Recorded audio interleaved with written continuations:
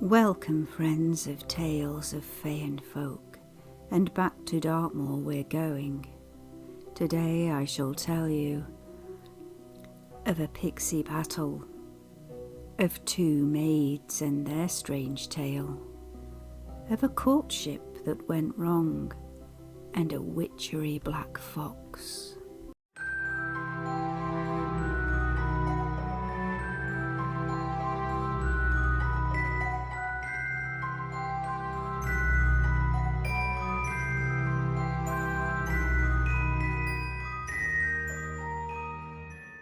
Once long ago there were two types of pixies found on Dartmoor, the good ones and the bad ones, exactly the same with we humans.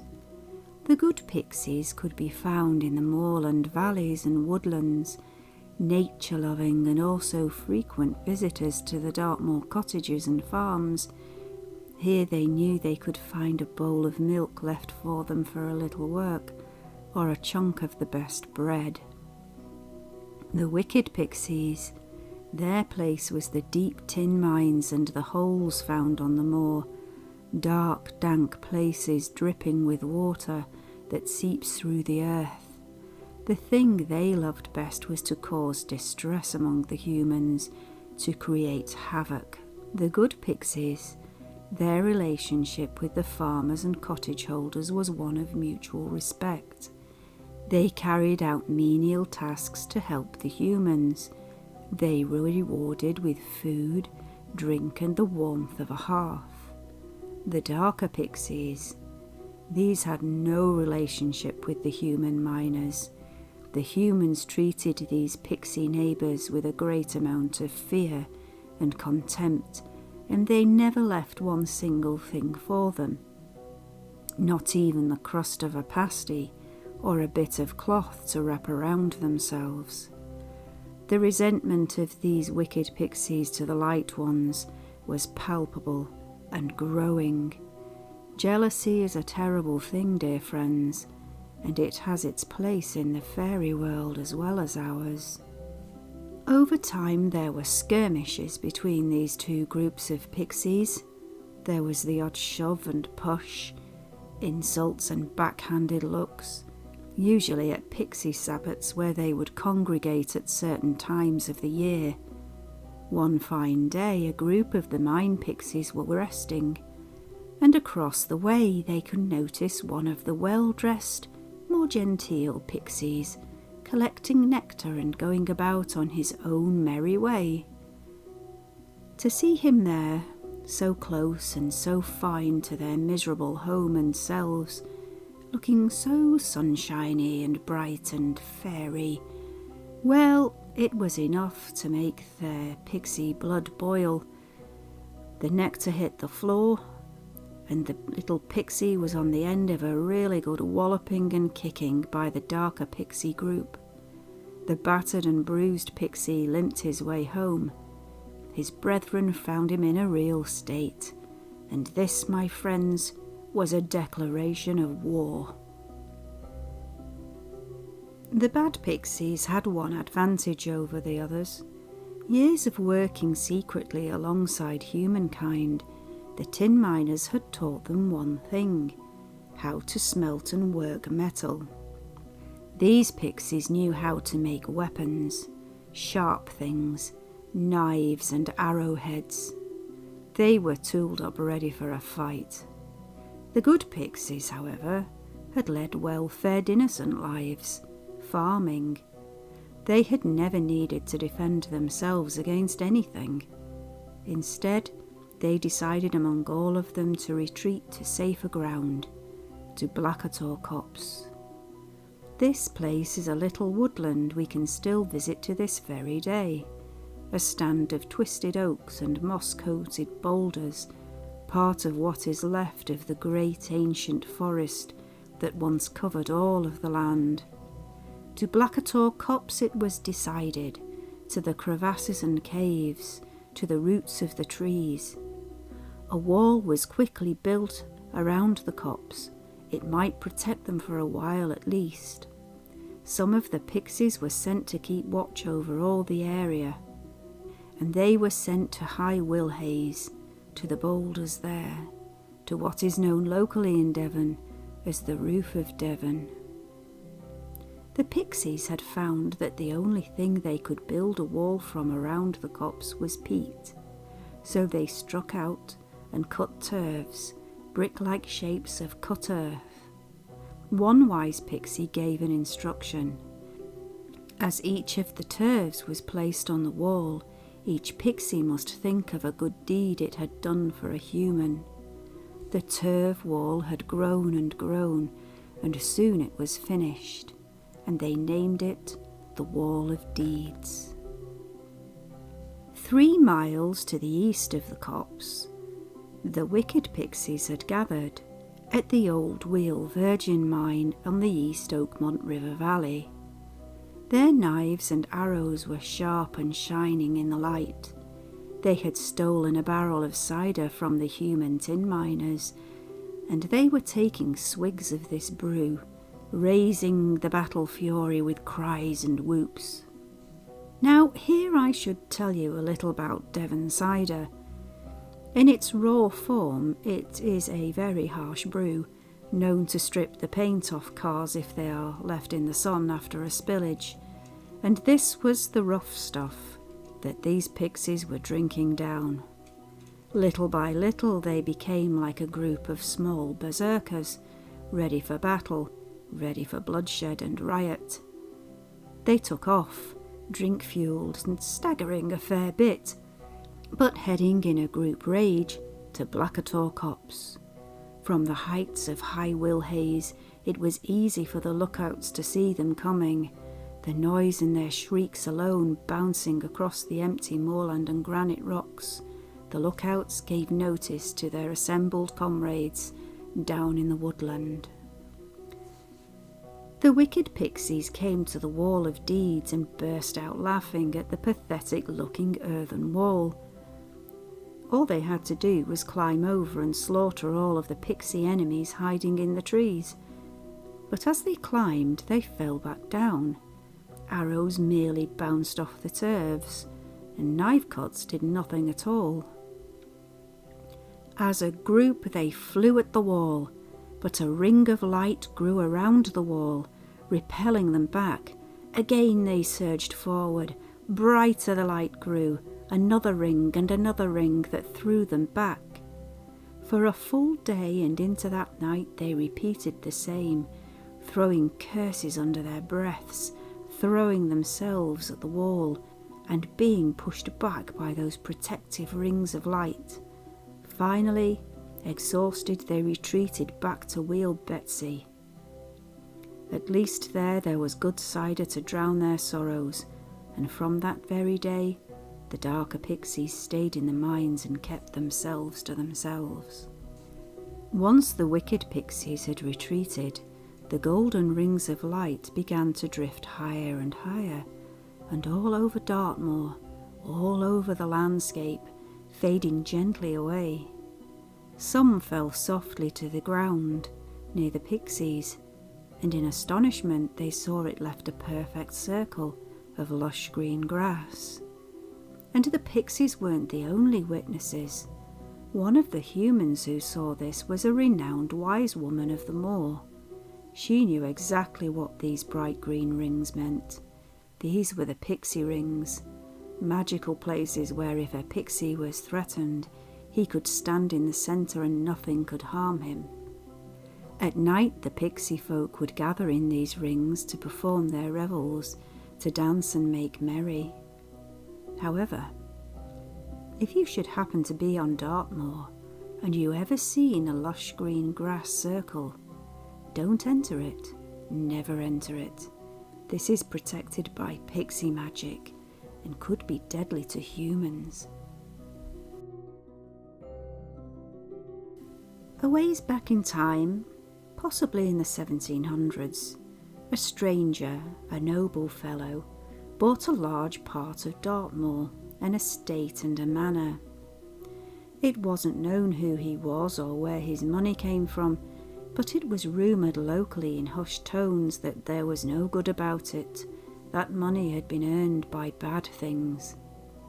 As is the way with some fellows like this, with too much money and too little respect or sense, this man was obsessed with hunting and bragging about his wealth.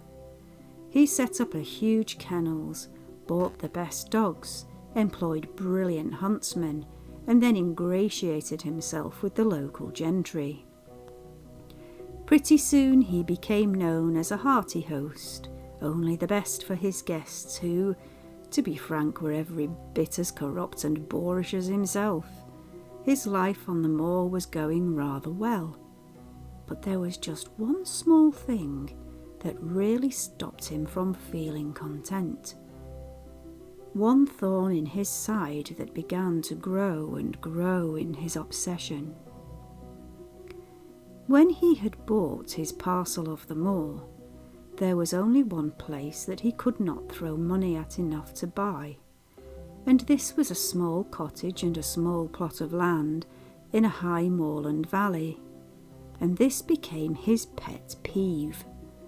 This was owned outright and legally by its owner.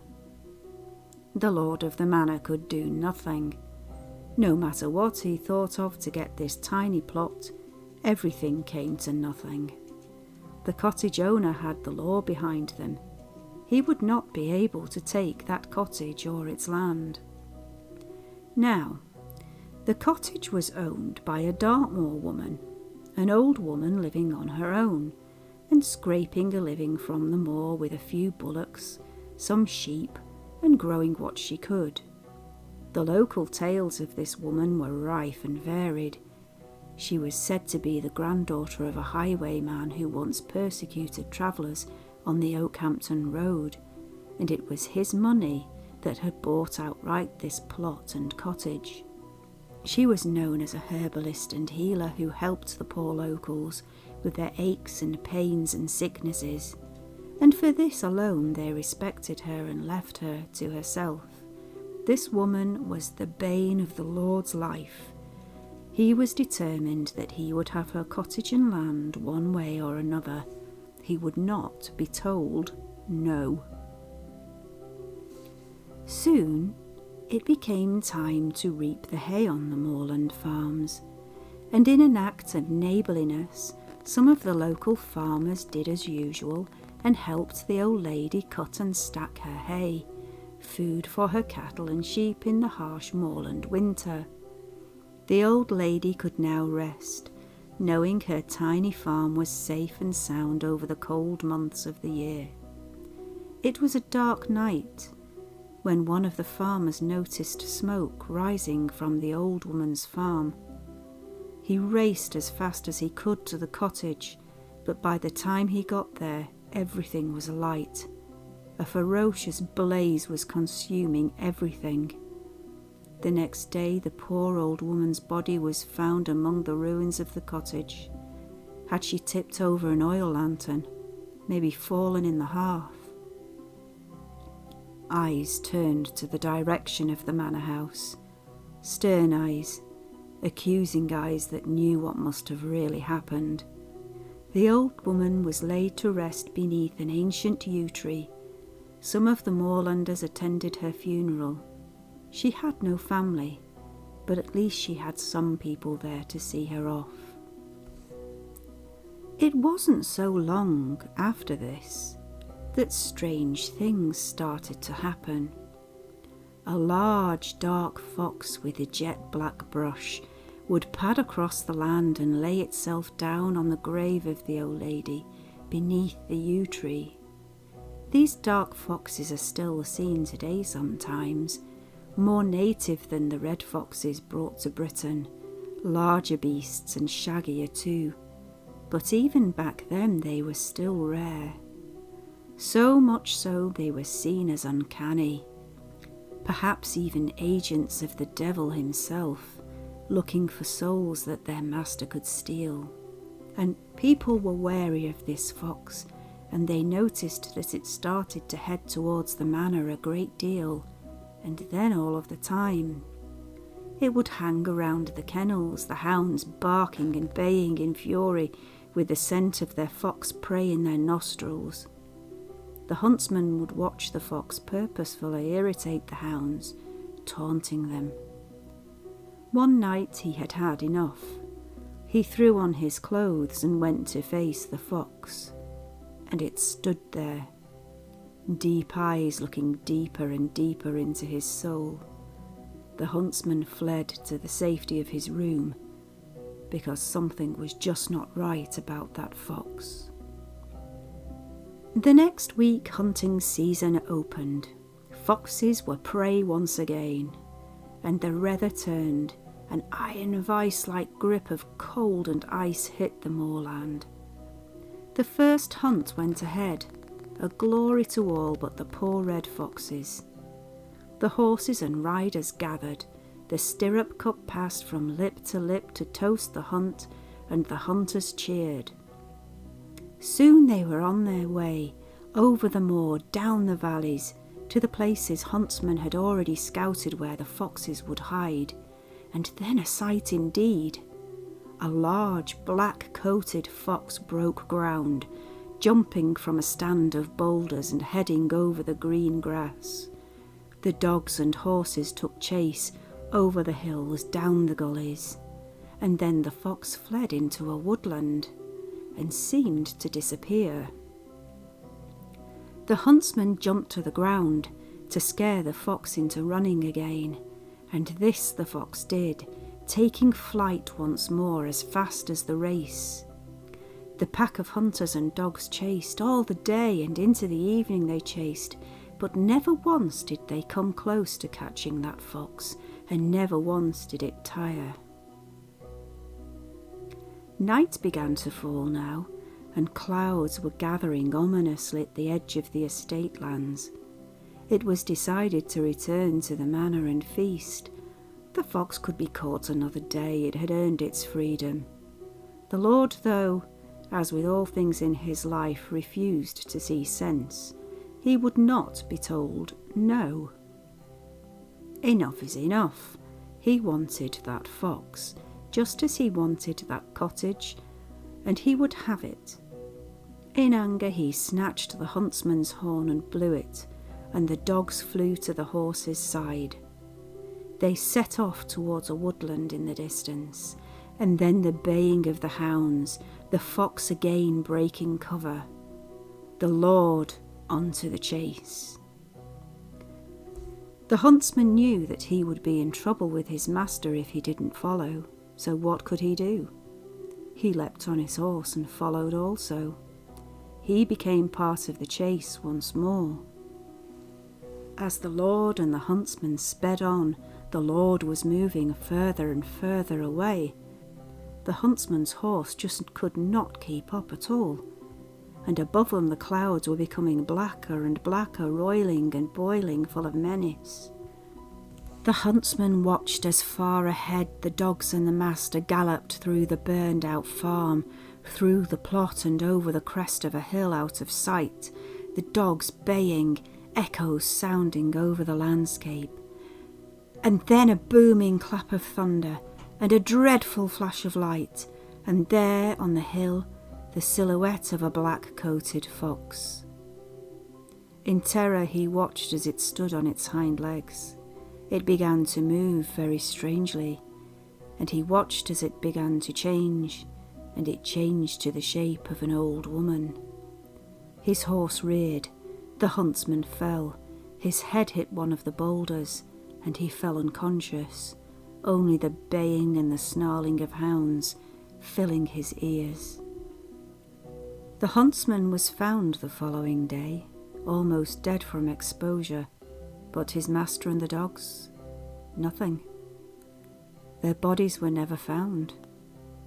Had they ridden straight into one of Dartmoor's deadly mires and sank to their doom? Nobody knew. Sometimes on dark nights, with dreadful storms, the sounds of deadly hounds can still be heard, drifting from this part of the moor, and some swore blind that they had even seen spectral hounds and a black rider galloping over the hills. But the huntsman noticed over time that the hilltop where he had seen the foxwoman Well, over time, those boulders started to look like the shapes of dogs, and some even looked like the shape of a horse and rider. And every time he looked that way, he would shudder and turn away and look towards the burned-out farm. Nearby the West Dart River, near Hexworthy, we can find a farm today, Huckabee Farm, and you can even book to camp there. And it is here that our next tale comes from. A long, long while ago, there lived there a lovely young woman, a dairymaid, pretty as a picture. Of course, she became rather popular with the moorland boys, and they would vie for her attention, try to catch her eye, always be hanging around looking to curry favour with such a pretty girl. Over time, one of these lads began to stand out from the rest in her eyes.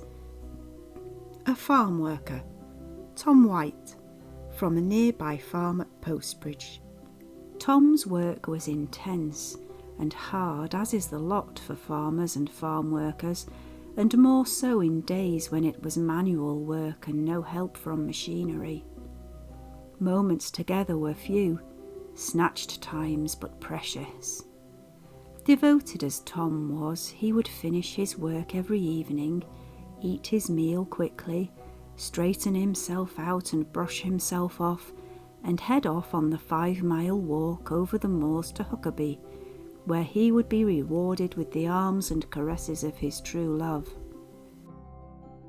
He would hike the difficult route, especially after a full day's work, over Lakehead Hill, over Belvoir Tor, off to Dunnabridge, down the River Dart, and to Huckabee. And then, after that most beautiful 2 or 3 hours with his girl, off he would go, back on the same route to his farm home for a sleep, and up early for a day's hard work. Ah, but love, youth, these things sped his footsteps and made her heart light up with hope, and his heart thumped heartily, not just with the effort of the hike, but also with what might be able to happen in the near future. Now, as well as courting and the day's working, Tom had not been idle. He had taken time to find a prospective home for him and his sweet bride-to-be. He rushed one evening with a happy heart to his love to tell her, and of course she was over the moon. She and he stayed the night planning how their home would be and how happy their family would grow. But time had flown. It was dark, and Tom only had a few hours before he had to be up for work. Leaving reluctantly, he took one last glimpse back to those beautiful eyes and set off striding, back on the route to Postbridge. Soon our brave young hero was crossing Belvoir, and near the Tor he thought he heard the sound of voices and laughing. But surely it was just the wind passing through the granite rocks of Belvoir Tor. Well, it could have been, but it was getting louder and clearer. In the dim light he picked his way over the boulders, making his way carefully around the Tor. This now loomed before him. As he rounded the rocks, he stood stock still, because in front of him were small people, dancing in a circle. Others were watching and clapping, others sat lounging on the boulders, laughing, all of them. Pixies. Tom was terrified. As with all moorland folk, he knew the danger of pixie encounters, especially when they were at their revels. But the pixies were so engrossed in their dancing and music, they hadn't noticed a bumbling human almost barge into the dancing ground. Tom did, though. He noticed they hadn't seen him. He crept silently back to the shadows behind the Tor and tiptoed further down the hill. If he could just make a wide circle around Belvoir, he could get past and be safe. And then he slipped, and all the pixie eyes turned in his direction. And then they flew as one to circle Tom. Round and round they went, madly and wildly, feral things in a frenzied jig, circling poor Tom madly. And before his wits could stop him, he was raising himself up and finding his feet and joining the dance. Faster and faster these small creatures spun, and then came their singing, getting louder and shriller, making his head spin and his stomach churn. He begged to be allowed to leave, and they laughed. He pleaded, and they roared, and faster they danced, and faster Tom went. His legs and his feet were in an agony of pain. Faster and faster and faster they flew. He was utterly exhausted by now, and his muscles felt like jellies. Every time he almost fell, a strange force lifted him to his feet again, and his feet would fly, tap, dance and jig. By now poor Tom was in tears, and he looked towards Hameldown, and there were the first rays of the morning sun just starting over the hill. The dark sky was starting to turn lighter and lighter, and now orange, and warmth was starting to creep over the land, dew beginning to drip as the rays hit the cold grass.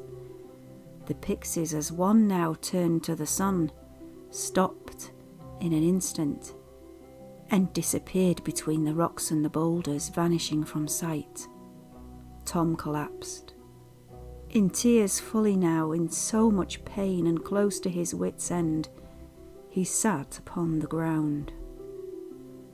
As the light and the warmth strengthened, Tom began to wipe his eyes and nose. He could feel his muscles start to regain some strength. He lifted himself to his feet and could barely stagger and limp to the farm where he should have been hours ago. And do you know something? There was no marriage, and the courting stopped too. So traumatised was poor Tom White that he would never pass over the moor in the dark again.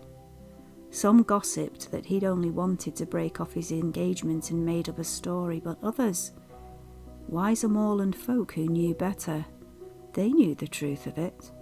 You would never see any one of them travelling over Belvoir Tor at night. A couple of 100 years ago, maybe a little more, when Dartmoor was so much less tame and much more wild and frightening, there lived on a large farm on the edge of the moor 2 maids. These girls were like chalk and cheese, completely the opposite of each other. Polly a hard worker and bright, Molly quite lazy and morose. Despite their differences, they were huge friends, and would walk to the nearby town together arm in arm to meet up with other lads and lasses from the moor. The strange thing for the other young folk was how were Molly and Polly managing to always look so fashionable? They even had gorgeous jewellery despite only being maids. Now, their secret was a fascinating one.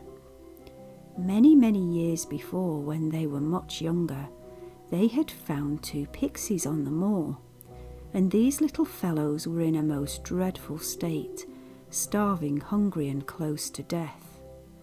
They brought the 2 little ones into the farm kitchen and gave them the best of the foods that would fill them, and with this the pixies recovered. Their lives had been saved. Every night from that day, the 2 maids left some food and milk in the kitchen for the pixies, and in the morning the girls would find gold coins where food had been left, and they told nobody about their secret. It came a time of harvest, and one particular harvest had been extremely difficult. The girls were utterly exhausted, and in their exhaustion they forgot their nightly ritual of leaving out the food and drink. Instead, they collapsed into bed and were soon sound asleep. Molly was out cold, snoring. This noise woke Polly, who lay awake in the moonlight that came through the window. In the middle of the night, Polly heard a sound from below, and she tried to wake her snoring friend, but to no avail. The sound got louder and louder and nearer, until Polly saw 2 tiny figures drop through the keyhole and into their room. The 2 little creatures protested angrily, stamping their feet and shaking their fists at the lack of offerings. Sighing and still tired, Polly climbed out of bed and shook Molly until eventually the lazy girl opened her eyes drowsily. Polly explained, and Molly simply yawned, turned over and said she was staying in bed. All the pixies on Dartmoor couldn't get her out of bed. Polly sighed. She crept downstairs, slipped across the yard to the dairy with the 2 cups they usually left on the hearth. As she crossed the yard, though, resentment started to build in her. Why was she always the one working harder than Molly, and now Molly expected Polly herself to fill the cups and leave them for the pixies? She felt let down by her friend once again, and this time, though, she was really angry. She filled 1 cup only with milk, her own cup. Molly's cup she left completely empty. Molly could do without her gold and learn to be more kind and considerate. Polly placed the empty and full mugs on the hearth and tiptoed back to bed. Polly heard nothing from below now. The pixies must be drinking the milk, she thought, but now pixies started dropping through the keyhole, one after the other, and they formed a ring with a leader on the floor. It was a court. She recognised this from when they were held on Crock and Tor by the tin miners. She pretended to be asleep, but all the time she heard them talking about Molly's punishment. Eventually, the punishment was pronounced. From the morning after, Molly would be lame in 1 leg. The lameness would last 7 years, or until a cure was made from a certain herb found on the moor. The head pixie gave the name of the herb loudly. It had 7 syllables, Polly remembered, same as the years of the lameness. Polly repeated the name over and over, even when the pixies had left, and eventually, still repeating the name of the herb, Polly drifted off to sleep. In the morning, Polly was awoken by a crash to the floor. Molly had collapsed. Polly helped her friend to bed, and feeling tremendous guilt now, she explained everything that had happened. But she had the cure, she said. She would put it right. She could find a herb, rub it on the lame leg. It was called... and nothing. She could not remember a single thing. Molly must remain a cripple. Thankfully, the farmer and his wife kept Molly in work. Thank heavens. They gave her work in the kitchen from that day. Years later, one day, Molly was sent to gather some mushrooms that had been seen in a nearby field. She had put down her crutch and sat on the grass collecting the mushrooms and popping them in a basket. As she gathered them, she noticed a boy coming towards her, and she saw the boy was cross-eyed. In her mind she thought how ugly the boy was, and how strange. And then she saw in his hand he was carrying a plant. He stopped as he came to her and asked if she was called Molly. She said yes and asked what was the matter. He replied nothing, but he had to give her the plant. And at this he hit Molly across her lame leg. The pain in her leg was excruciating. And then she realised she could feel pain. She could feel pain in her once lame leg.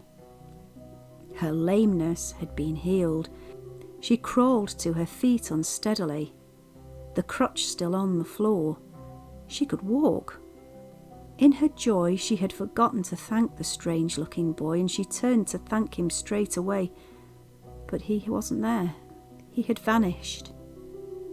From that day, Molly changed. She worked much harder than Polly, never once taking this opportunity for granted. Little by little her confidence grew too, and she even started to accompany Polly into town again to meet up with their friends. Two girls never had their fancy fashions anymore, but thank heavens they were both healthy and happy. I hope you enjoyed these few more Dartmoor tales, and yes, there are more to come. Even though I come from Lancashire and my local moorland, which I love deeply, deeply, deeply, is Saddleworth Moor, and it has its own legends and dark folklore, I have never known a moorland so packed with weirdness as Dartmoor, and I was very privileged to live so close by. Now, for those that love Marc's art, did you know you can buy lots of products featuring the paintings and illustrations that we use in the videos? T-shirts, cups, homewares, stickers, journals, all sorts of interesting things for gifts or for treats for yourself. You can also order prints of the art and even some original pieces by both Marc and myself also. And finally, for those of you who love crafting, we also have digital downloads for things like decoupage, journaling and collage art. All of the links to where you can find these lovely things are in the video description. So, until next time, dear friends, keep well, brightest of blessings, and remember, don't play with the fairy folk, or you may end up in one of my folk tales yourself.